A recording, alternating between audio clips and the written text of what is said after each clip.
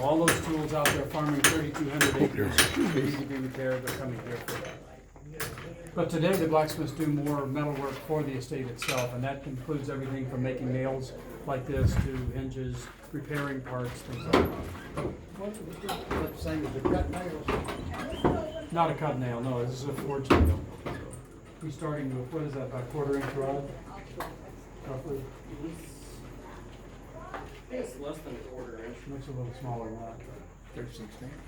I'm sorry, It 3/16. might be 3/16. But Washington's able to purchase his iron in those kinds of sizes and shapes by the 18th century.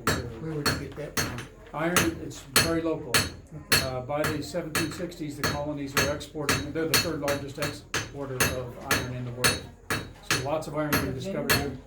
I'm sorry? In Virginia? Lots of it in Virginia. There was one at Occoquan, as a matter of fact.